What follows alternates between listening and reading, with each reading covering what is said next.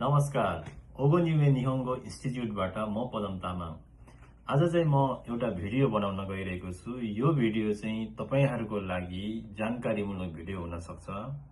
यहाँ चाहिँ अहिले नेपालबाट ट्रक ड्राइभर भिजामा आउनु भएको साथी हुनुहुन्छ। उहाँले चाहिँ जापान आउनु भएर ड्राइभिङ लाइसेन्स पनि निकाल्न सफल हुनुभएको छ। उहाँलाई धेरै धेरै बधाई छ।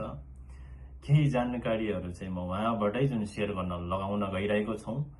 सबैजनाले अन्तिमसम्म हेरेर साथ दिनुहोस्। योरोसिको ओनेगाइसिमास। उसैको नाम भन्नुहोस् न है। नमस्ते, मेरो नाम चाहिँ नवराज भण्डारी, म पोखराबाट। ए, अनि तपाईँ चाहिँ अहिले के भन्छ, तपाईँले चाहिँ जापानमा आउनु भएर जुन ड्राइभिङ लाइसेन्स पनि निकाल्न सफल हुनुभयो, त्यसको लागि तपाईँलाई धेरै धेरै बधाई छ। अनि जुन अबको दिनमा जुन नेपालबाट जापानमा गएर ड्राइभिङ गरौँ भनेर सोचेर राख्नुभएको साथीहरू, प्रोसेसिङमा भइरहेको साथीहरूको लागि चाहिँ के भन्न चाहनुहुन्छ? अब जो चाहिँ नेपालबाट ड्राइभिङ भिसामा जापान आउने अथवा अरू विदेशमा जाने सोचिराख्नु भएको छ, जुन नेपाली दाजुभाइहरू जापान आउँदाखेरि चाहिँ उहाँहरूलाई एकदमै राम्रो हुन्छ ड्राइभिङ भिसामा। त्यसको लागि चाहिँ नेपालबाट मेहनत चाहिँ गर्नुपर्छ। जो मेहनत भनेको चाहिँ भाषाको इक्जाम हुन्छ एउटा, होइन, जापानिज भाषाको इक्जाम, जो चाहिँ एउटा मेहनतपूर्वक राम्रोसँग पढ्यो भने 4 महिनाबाट 6 महिनाभित्रमा लगभग त्यो भाषा N4 लेभलको भाषाको पढाइ सकिन्छ। सकेपछि मेहनत गरेर N4 लेभल पास गर्ने अथवा चाहिँ तपाईँको JLPT N4 र JFT A2 लेभलको पास गरिसकेपछि अर्को एउटा स्किल टेस्ट भन्ने ड्राइभिङ स्किल टेस्ट हुन्छ जापानको लागि। जुन ड्राइभिङ स्किल टेस्ट पढ्नको लागि लगभग 1.5 महिनादेखि 2 महिना लाग्छ। 2 महिनाभित्रमा मेहनत गरेर पढ्यो भने पास गरिन्छ। यो दुईटा, एउटा N4 लेभल र JLPT N4 लेभल र JFT A2 लेभल अनि ड्राइभिङ स्किल टेस्ट पास, यो दुईटा पास गरिसकेपछि तपाईँ चाहिँ ड्राइभिङ भिसामा जापान आउन इलिजिबल हुनुहुन्छ, होइन। त्यसको लागि फेरि नेपालमा पनि ड्राइभिङ गरेको र नेपालको ड्राइभिङ लाइसेन्स भएको हुनुपर्छ। जुन हेभी मिनी अब जे भए पनि 1-2 वर्ष कटेको अथवा 4-5 महिना 6 महिना भन्दा बढी भएको हुनु पर्यो नेपालमा लाइसेन्स निस्केको।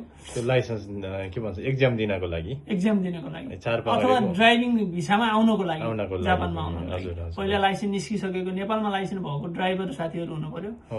त्यसपछि N4 लेभल पास हुनु पर्यो। अनि त्यसपछि चाहिँ ड्राइभिङको स्किल टेस्ट पास भएपछि तपाईँको भिसा जापानबाट एप्लाई सुरु हुन्छ। एप्लाई भएको लगभग हाम्रो के अरे ओगन युमे निहोङ्गो इन्स्टिच्युटबाट एप्लाई गर्दाखेरि 1 महिना 10 दिनदेखि 2 महिनाभित्रमा एकदमै छिटो भिसा सिओई झर्छ, होइन। त्यो सिओई झरिसकेपछि तपाईँको लगभग जापान आउने ग्यारेन्टी 99.99% भयो, होइन। त्यसपछि जापान अब नेपालमा हुने प्रक्रियाहरू त अब भइरहे नि, अब मेडिकल सेडिकलका प्रक्रियाहरू सबै पुरा गरेर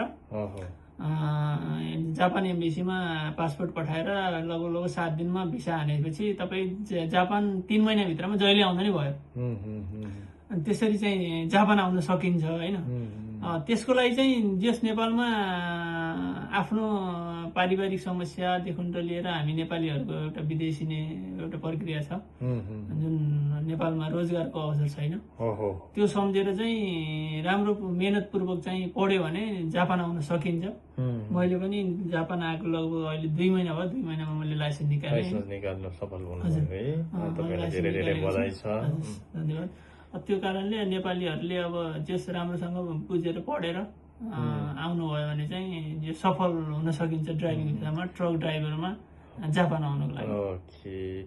अनि नि यहाँ एउटा जुन चिन्ताको विषय पनि छ, यो ड्राइभिङ भिसा चाहिँ जुन ड्राइभिङ क्यान्डिडेट भिसा चाहिँ तपाईँको यो 6 महिनाको भन्दा हुँदैन। 6 महिनाभित्र चाहिँ लाइसेन्स निकाल्न सकेन भने नेपाल फर्किनु पर्छ भन्ने कुराहरू पनि छ।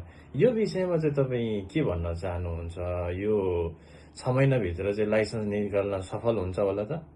त्यति गाह्रो, त्यस्तो गाह्रो छैन। किन भन्दा त जब जापान छिरिसकेपछि हाम्रो के अरे उहाँको चाहिँ के अरे ओगन युमे निहोङ्गो इन्स्टिच्युटबाट जापानमा तपाईहरुलाई चाहिँ सिकाउने प्रक्रिया हुन्छ।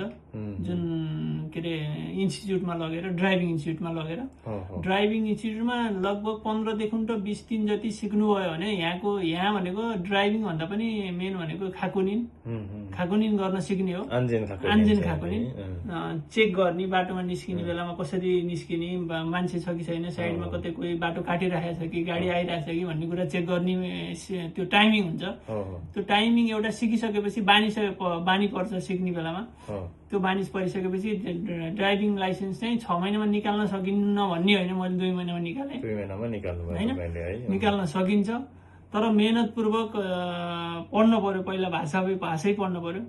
एन्फो लेभल पास गरिसकेपछि त्यो 2टा एन्फो लेभल र तपाईँको के अरे के भन्छ स्किल टेस्ट पास गरिसकेपछि एउटा सानो इन्टरभ्यूको प्रक्रिया हुन्छ। त्यो इन्टरभ्यू पास दिएर अनि जापान आउने हो। 6 महिनामा निकाल्न सकिन्छ, निकाल्न नसक्ने भन्ने चाहिँ कुरा छैन। अब कोही डाउट लाग्ने त्यस्ता साथीहरू हुनुहुन्छ भने यदि कृषिको स्किल टेस्ट पास गरेर आउनुहोस्, प्लस कृषिको स्किल टेस्ट 10 दिन पढ्यो भने कृषिको स्किल टेस्ट आफै घर बसेर पढेर पास भइन्छ। त्यो पढेर आउनु भने 6 महिनामा फर्किन पर्दैन भन्ने बनाएर आउन चाहनुहुन्छ भने बनाएर आउनु मिल्यो।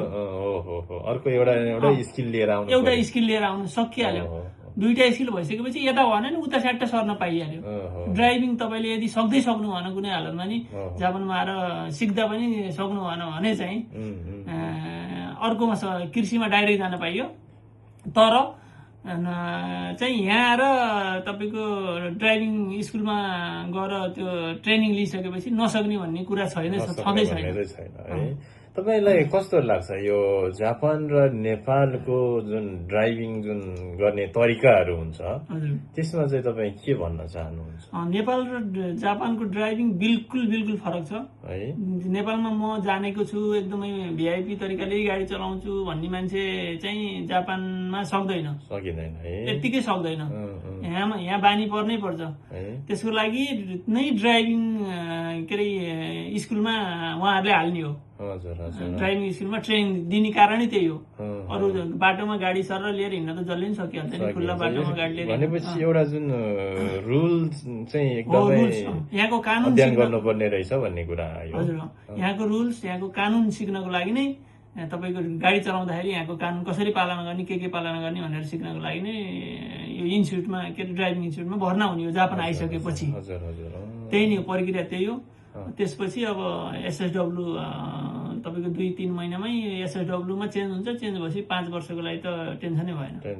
अब राम्रोसँग गाडी चलाउने, राम्रोसँग एक्सिडेन्ट नगरिकन राम्रोसँग गाडी चलायो भने त्यस्तो समस्या हुँदैन।